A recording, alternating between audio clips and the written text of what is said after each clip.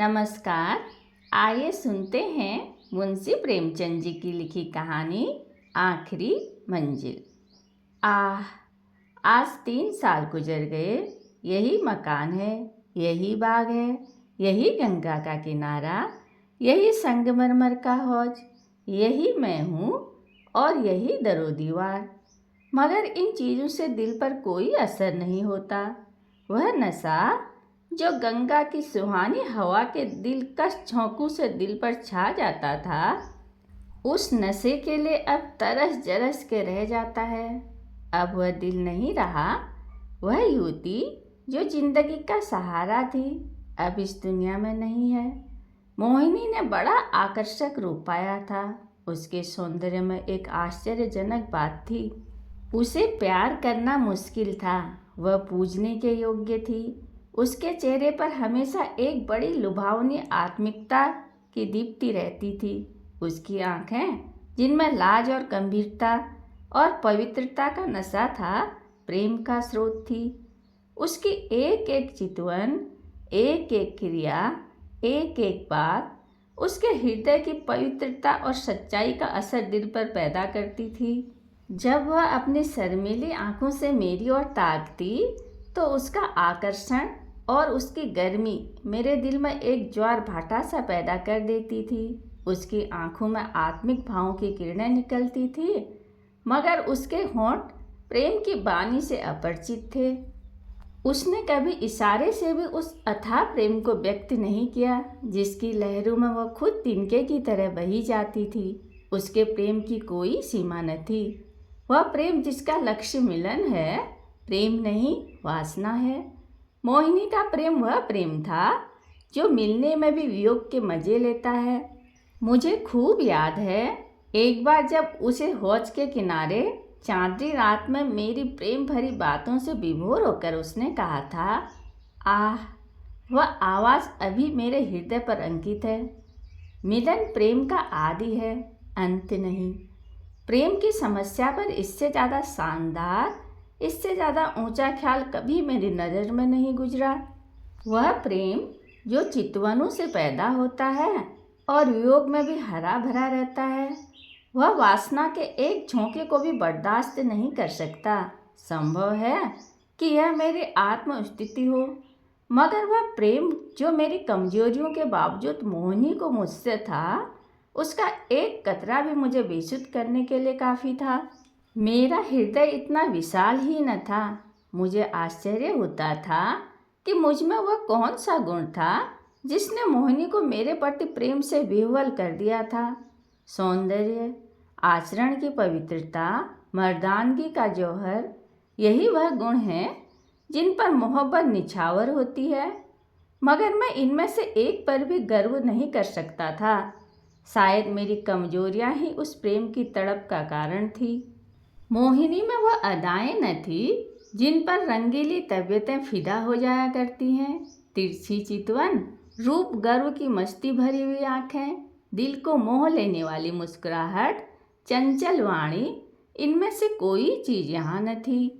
मगर जिस तरह चाँद की मध्यम सुहानी रोशनी में कभी कभी फुहारें पड़ने लगती हैं, उसी तरह निश्चल प्रेम में उसके चेहरे पर एक मुस्कुराहट कौंध जाती और आंखें नम हो जाती। यह अदा न थी, सच्चे भावों की तस्वीर थी जो मेरे हृदय में पवित्र प्रेम की खलबली पैदा कर देती थी। शाम का वक्त था। दिन और रात गले मिल रहे थे। आसमान पर मतवाली घटाएं छाई हुई थी और मैं मोहिनी के साथ उसी हौज के किनारे बैठा हुआ था। ठंडी ठंडी बयार और मस्त घटाएं हृदय के किसी कोने में सोते हुए प्रेम के भाव को जगा दिया करती है।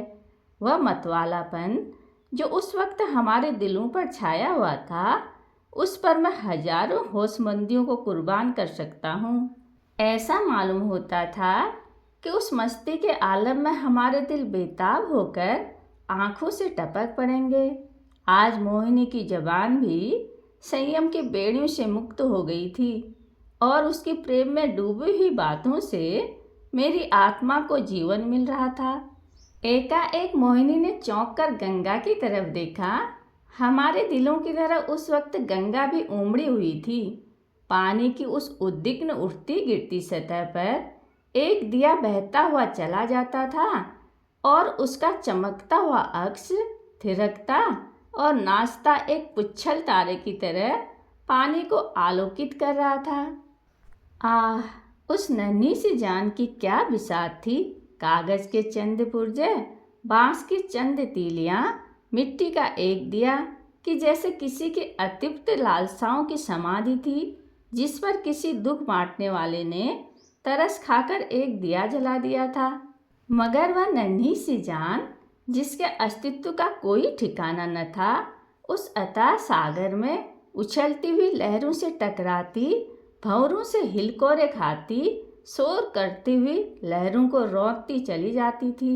शायद जल देवियों ने उसकी निर्बलता पर तरस खाकर उसे अपने आंचल में छिपा लिया था। जब तक वह दिया झिलमिलाता और टिमटिमाता हमदर्द लहरों से झकोरे लेता दिखाई दिया, मोहनी टकटकी लगाए खोई सी उसकी तरफ ताकती रही। जब वह आंखों से ओझल हो गया तो वो बेचैनी से उठ खड़ी हुई और बोली, मैं किनारे पर जाकर उस दिए को देखूंगी। जिस तरह हलवाई की मन भावन पुकार सुनकर बच्चा घर से बाहर निकल पड़ता है और चाव भरी आंखों से देखता और अधीर आवाज़ों से पुकारता हुआ नेमत के थाल की तरफ दौड़ता है, उसी जोश और चाव के साथ मोहनी नदी के किनारे चली। बाग से नदी तक सीढ़ियाँ बनी हुई थी। हम दोनों तेजी के साथ नीचे उतरे और किनारे पहुँचते ही मोहनी ने खुशी के मारे उछलकर जोर से कहा, अभी है, अभी है, देखो वह निकल गया। वह बच्चे का सा उत्साह और उद्विग्न आधिरता जो मोहिनी के चेहरे पर उस समय थी, मुझे कभी न भूलेगी। मेरे दिल में सवाल पैदा हुआ, उस दिए से ऐसा हार्दिक संबंध, ऐसी विवलता क्यों? मुझ जैसा कवित्व शून्य व्यक्ति उस पहेली को जरा भी न बूझ सका। मेरे हृदय में आशंकाएं पैदा हुई। अंधेरी रात है, घटाएं उमड़ी हुई, नदी बाढ़ पर, हवा तेज, यहाँ इस वक्त ठहरना ठीक नहीं। मगर मोहिनी, वह चाव भरे भोलेपन की तस्वीर उसी दिए की तरफ आंखें लगाए चुपचाप खड़ी थी और वह उदास दिया ज्यों हिलता मचलता चला जाता था, न जाने कहाँ, किस देश। मगर थोड़ी ही देर बाद वह दिया आंखों से ओझल हो गया। मोहिनी ने निराश स्वर में पूछा, गया, बुझ गया होगा। और इससे पहले कि मैं जवाब दूं, वह उस डोंगी के पास चली गई जिस पर बैठकर हम कभी कभी नदी की सैर किया करते थे और प्यार से मेरे गले लिपट कर बोली, मैं उस दिए को देखने जाऊंगी कि वह कहाँ तक जा रहा है, किस देश को। यह कहते कहते मोहिनी ने नाव की रस्सी खोल ली। जिस तरह पेड़ों की डालियाँ तूफान के झोंकों के झंकोले खाती है, उसी तरह यह डोंगी डांवाडोल हो रही थी। नदी का वह डरावना विस्तार, लहरों की वह भयानक छलांगें, पानी की वह गरजती हुई आवाज़, इस खौफनाक अंधेरे में इस डोंगी का बेड़ा क्यों कर पार होगा? मेरा दिल बैठ गया। क्या उस अभागे की तलाश में यह किश्ती भी डूबेगी? मगर मोहिनी का दिल उस वक्त उसके बस में न था। उसी दिए की तरह उसका हृदय भी भावनाओं की विराट लहरों भरी गरजती हुई नदी में बहा जा रहा था। मतवाली घटाएं झुकती चली आती थी जैसे नदी के गले मिलेंगी, और वह काली नदी यूं उठती थी कि जैसे बादलों को छू लेंगी। डर के मारे आंखें मूंदी जाती थी।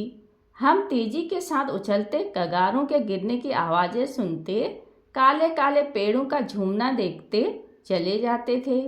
आबादी पीछे छूट गई, देवताओं की बस्ती से भी आगे निकल गए।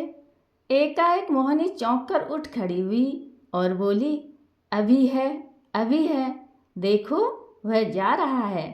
मैंने आंख उठाकर देखा, वह दिया ज्यों का त्यों हिलता मचलता चला जाता था। उस दिए को देखते हम बहुत दूर निकल गए। मोहिनी ने यह राग अलापना शुरू किया, मैं साजन से मिलने चली। कैसा तड़पा देने वाला गीत था और कैसी दर्द भरी रसीली आवाज़, प्रेम और आंसुओं में डूबी हुई। मोहक गीत में कल्पनाओं को जगाने की बड़ी शक्ति होती है। वह मनुष्य को भौतिक संसार से उठाकर कल्पना लोक में पहुंचा देती है। मेरे मन की आंखों में उस वक्त नदी की पुरशोर लहरें, नदी किनारे की झूमती हुई डालियां, सनसनाती हवा, सबने जैसे रूप धर लिया था और सब की सब तेजी से कदम उठाए चली जाती थी अपने साजन से मिलने के लिए।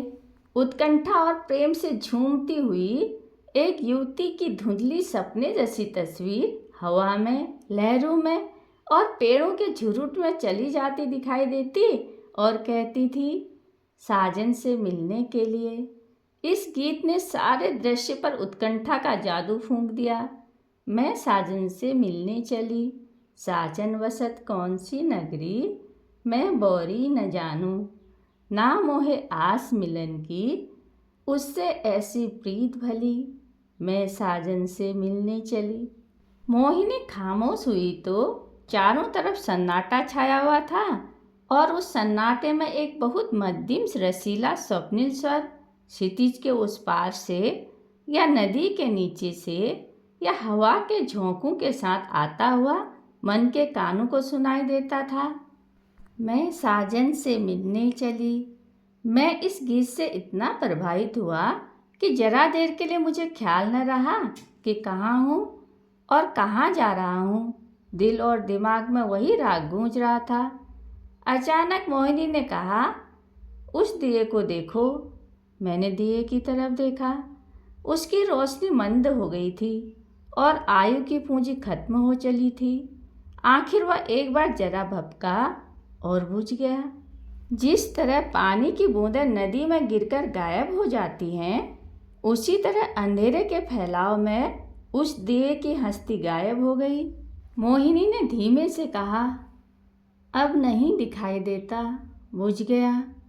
यह कहकर उसने ठंडी सांस ली।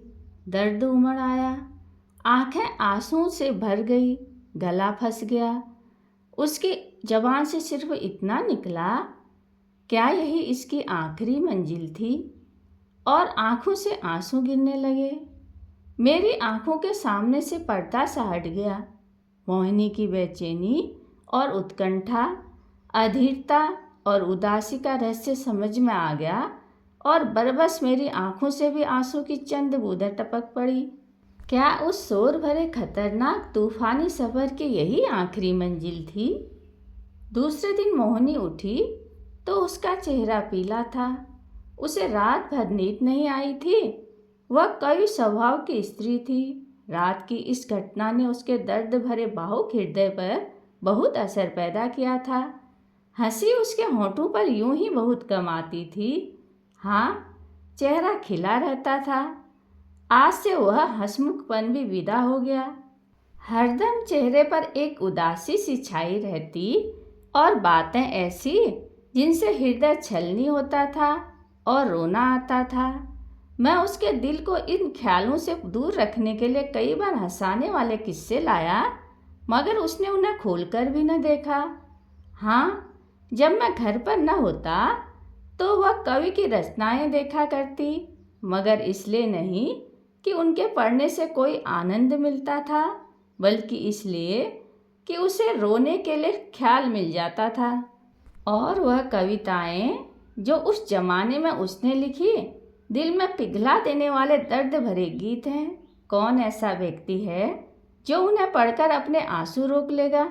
वह कभी कभी अपनी कविताएं मुझे सुनाती और जब मैं दर्द में डूबकर उसकी प्रशंसा करता तो मुझे उसकी आंखों में आत्मा के उल्लास का नशा दिखाई पड़ता। हंसी, दिल लगी और रंगीनी मुमकिन है कुछ लोगों के दिलों पर असर पैदा कर सके, मगर वह कौन सा दिल है जो दर्द के भावों से पिघल न जाएगा? एक रोज हम दोनों इसी बाग की सैर कर रहे थे। शाम का वक्त था, चैत का महीना। मोहिनी की तबीयत आज खुश थी। बहुत दिनों के बाद उसके होंठों पर मुस्कुराहट की झलक दिखाई दी थी। जब शाम हो गई और पूर्णमासी का चांद गंगा की गोद से निकलकर ऊपर उठा तो हम इसी हौज के किनारे बैठ गए। यह मॉल सीढ़ियों की कतार और यह हौज मोहिनी की यादगार है। चांदनी में विसात आई और चौपड़ होने लगी। आज तबीयत की ताजगी ने उसके रूप को चमका दिया था और उसकी मोहक चपलताएं मुझे मतवाला किए देती थी। मैं कई बाजियां खेला और हर बार हारा। हारने में जो मज़ा था वह जीतने में कहाँ। हल्की सी मस्ती में जो मज़ा है वह छकने और मतवाला होने में नहीं। चांदनी खूब छिटकी हुई थी।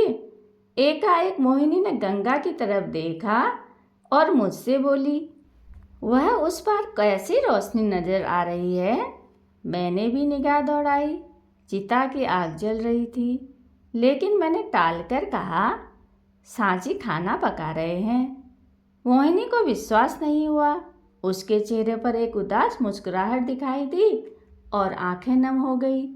ऐसे दुख देने वाले दृश्य उसके भावुक और दर्दमंद दिल पर वही असर करते थे जो लू की लपट फूल के साथ करती है।